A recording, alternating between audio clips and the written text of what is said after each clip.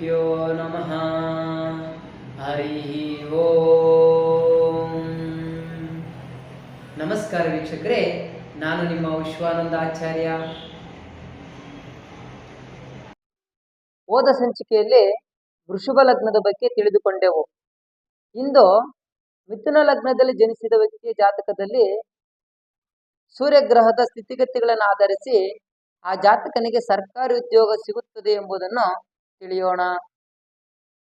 ಹೌದು ವೀಕ್ಷಕರೇ, ಯಾರ್ಯಾರು ಮಿಥುನ ಲಗ್ನದಲ್ಲಿ ಜನನಾಗಿರ್ತಿರೋ ಅಂಥ ವ್ಯಕ್ತಿಗಳು ಅಂಥ ವ್ಯಕ್ತಿಯ ಜಾತಕಗಳಲ್ಲಿ ಸೂರ್ಯಗ್ರಹ ಸ್ಥಿತಿಗತಿಗಳು ಈ ರೀತಿಯಾಗಿದ್ರೆ ಅಂಥ ವ್ಯಕ್ತಿಗಳಿಗೆ ಗೌರ್ಮೆಂಟ್ ಜಾಬ್ ಸಿಗುವಂತ ಅವಕಾಶಗಳು ಹೆಚ್ಚಾಗಿರುತ್ತೆ.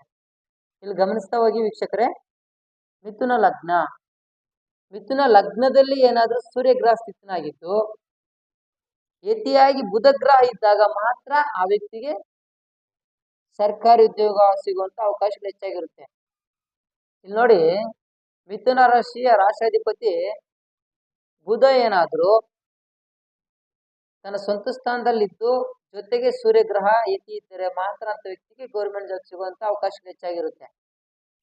ಅದೇ ರೀತಿಯಾಗಿ ಮಿಥುನ ರಾಶಿಯ ಕೇಂದ್ರ ಸ್ಥಾನ ಆದಂತ 4ನೇ ಸ್ಥಾನ ಕನ್ಯಾ ರಾಶಿಯಲ್ಲಿ ಏನಾದ್ರೂ ಸೂರ್ಯಗ್ರಹ ಜೊತೆಗೆ ಬುಧ ಗ್ರಹದ ಯತಿ ಇದ್ದು ಅಂತ ವ್ಯಕ್ತಿಗೂ ಸಹ ಸರ್ಕಾರಿ ಉದ್ಯೋಗ ಸಿಗುವಂತ ಅವಕಾಶಗಳು ಹೆಚ್ಚಾಗಿರುತ್ತೆ. ವೀಕ್ಷಕರಲ್ಲಿ ಗಮನಿಸಿ, ಕನ್ಯಾ ರಾಶಿಯ ರಾಶಾಧಿಪತಿ ಬುಧ ಹಾಗೂ ಬುಧ ಗ್ರಹದ ಉಚ್ಚ ಸ್ಥಾನ ಸಹ ಕನ್ಯಾ ರಾಶಿ ಆಗಿರುತ್ತೆ. ಇಲ್ಲಿ ಬುಧನ ಜೊತೆ ಸೂರ್ಯಗ್ರಹ ಏನಾದ್ರೂ ಸ್ಥಿತನಾಗಿ ಯತಿ ಇದ್ರೆ ಅಂತ ಜಾತಕರಿಗೆ ಬುಧಾಧಿಪತ್ಯ ಯೋಗ ಅಂತ ಕರಿತೀವಿ. ಇದೊಂದು ರಾಜಯೋಗ ಅಂತಾನೆ ಹೇಳ್ಬೋದು.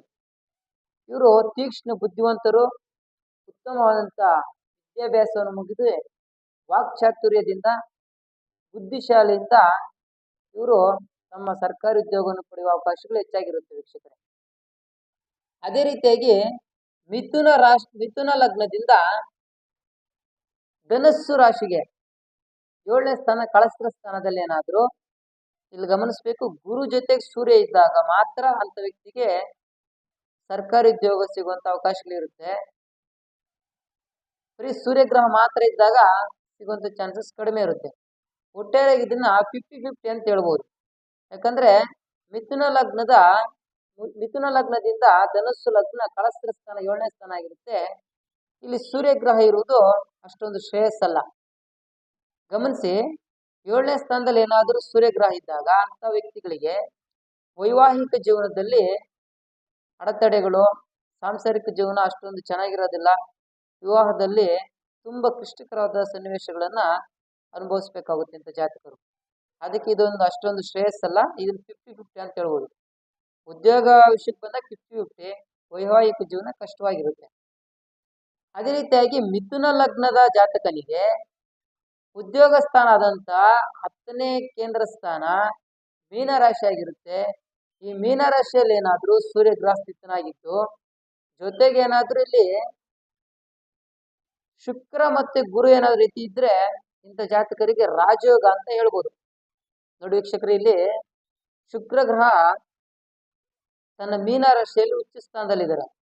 ಅದೇ ರೀತಿಯಾಗಿ ಗುರು ಮೀನರಾಶಿಯ ತನ್ನ ಸ್ವಂತ ಸ್ಥಾನದಲ್ಲೇ ಇದ್ದಾನೆ. ಹಾಗಾಗಿ ಇಲ್ಲಿ ಯಾವ್ದಾದ್ರು ಒಂದು ಆದ್ರೂ ತಗೊಬೋದು ನಾವು. ಗುರು ಜೊತೆಗೆ ಸೂರ್ಯ ಇರೋದು ಅಥವಾ ಶುಕ್ರನ ಜೊತೆಗೆ ಸೂರ್ಯ ಇರ್ತಕ್ಕಂಥದ್ದು. 3 ಗ್ರಹಗಳು ಯತಿ ಇದ್ರೆ ಅತ್ಯುತ್ತಮ ಫಲ.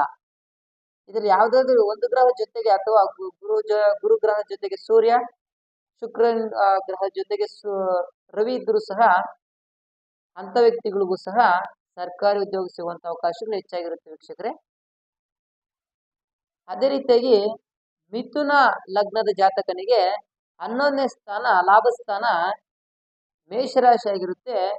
ಮೇಷರಾಶಿಯಲ್ಲಿ ಸೂರ್ಯಗ್ರಹ ಉಚ್ಚ ಸ್ಥಾನ ಆಗಿರುತ್ತೆ. ಇಂಥ ವ್ಯಕ್ತಿಗಳಿಗೆ ರಾಜಯೋಗ. ಇಲ್ಲಿ ಅಧಿಕಾರ, ಈ ವ್ಯಕ್ತಿಗೆ ಉತ್ತಮವಾದಂತ ಅಧಿಕಾರ, ಸಮಾಜದಲ್ಲಿ ಉತ್ತಮವಾದಂತ ಅಧಿಕಾರ, ಕೀರ್ತಿ, ಯಶಸ್ಸು ಎಲ್ಲ ಸಿಗುವಂತ ಅವಕಾಶಗಳು ಹೆಚ್ಚಾಗಿರುತ್ತೆ ವೀಕ್ಷಕರೇ. ಜೊತೆಗೆ ಕುಜ ಏನಾದ್ರೂ ರೀತಿ ಇದ್ರೆ ಭೂಮಿಯಿಂದ ಲಾಭಗಳು. ಸೂರ್ಯ ಮತ್ತೆ ಕುಜ ಯತಿ ಇದ್ದಾಗ ಮೇಷರಾಶಿ ರಾಶಾಧಿಪತಿ ಕುಜ ಸೂರ್ಯನ ಉಚ್ಚ ಸ್ಥಾನ ಮೇಷರಾಶಿ, ಸೂರ್ಯ ಇಲ್ಲಿ ಉಚ್ಚವಾಗಿದ್ದಾನೆ. ಇಂಥ ಕಾಂಬಿನೇಷನ್ ಇದ್ರೆ ಇವರು ಉತ್ತಮವಾದಂತ ಲಾಭಗಳು ಸಿಗುತ್ತೆ. ಭೂಮಿಯಿಂದ ಮತ್ತು ಸರ್ಕಾರದಿಂದ ಉತ್ತಮವಾದ ಸೌಲಭ್ಯಗಳು, ಸರ್ಕಾರಿ ಉದ್ಯೋಗ ಸಿಗುವಂತ ಅವಕಾಶಗಳು 100% ಇರುತ್ತೆ ಈ ಕಾಂಬಿನೇಷನ್ ಇದ್ರೆ ವೀಕ್ಷಕರೇ. ಅದೇ ರೀತಿಯಾಗಿ ಇನ್ನೊಂದು ಕಾಂಬಿನೇಷನ್ ಇಲ್ಲಿ ಪರಿವರ್ತನೆಗಳಲ್ಲಿ ಕೂಡ ಹೇಳ್ಬಹುದು. ಮೇಷರಾಶಿಯಲ್ಲಿ ಸೂರ್ಯ ಉಚ್ಚನಾಗಿದ್ದು ಸಿಂಹ ರಾಶಿಯಲ್ಲಿ ಏನಾದ್ರೂ ಕುಜ ಇದ್ದಾಗ, ಇಲ್ಲಿ ಮಂಗಳ ಗ್ರಹ ಅಥವಾ ಕುಜ ಗ್ರಹ ಇದ್ದಾಗ ಅಂತ ಜಾತಕರಿಗೆ ಪರಿವರ್ತನೆ ಯೋಗದಿಂದ ಗೌರ್ಮೆಂಟ್ ಜಾಬ್ ಸಿಗುವಂತ ಅವಕಾಶಗಳು ಹೆಚ್ಚಾಗಿರುತ್ತೆ. ವೀಕ್ಷಿಸಿ,